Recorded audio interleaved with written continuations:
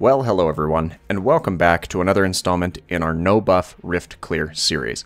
Today we will be having a look at a rift that's actually fairly straightforward, and I found it to be pretty easy as long as you go into it aware of the mechanics of the rift and how it works. We kind of address this every single time that we go into looking at one of these particular difficulties. I am of course speaking about the level 32 Survival Defeat Sandman rift.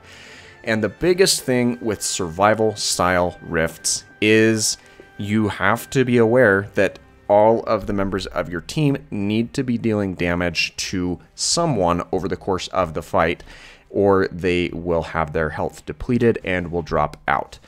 And the big part of that draws even more weight is the fact that incapacitated allies cannot be revived. So once they go down, they are done for the remainder of the challenge, and that of course impedes the efficiency at which you are able to complete said challenge.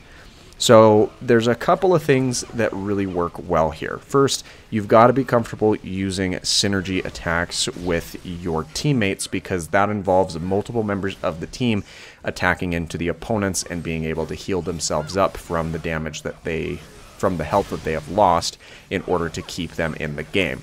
The other thing that really kind of helps, and I touched on this last week, is having characters that passively regenerate health. There's not a whole lot of those that are available in the game, and in the base roster, it's just Deadpool and Wolverine.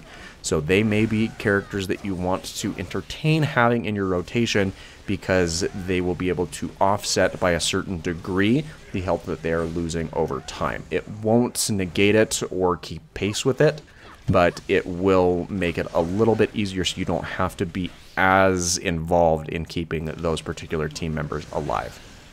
Apart from that, the rift is fairly straightforward. It's the Defeat Sandman boss battle. There's virtually no other changes to the mechanics of it. You still have the raft prisoners that jump in partially through the rift to attack into the other members of your team. They also serve as methods of replenishing your health, so you can use your standard attacks or even your abilities and synergies on them to heal yourself back up. You've just really got to be cautious though, because when Sandman breaks out of his stun animation, you do have troubles with him sweeping across the entirety of the battle arena, and some of his attacks deal significant amounts of damage, and a few at lower levels are even capable of one-shotting your opponents.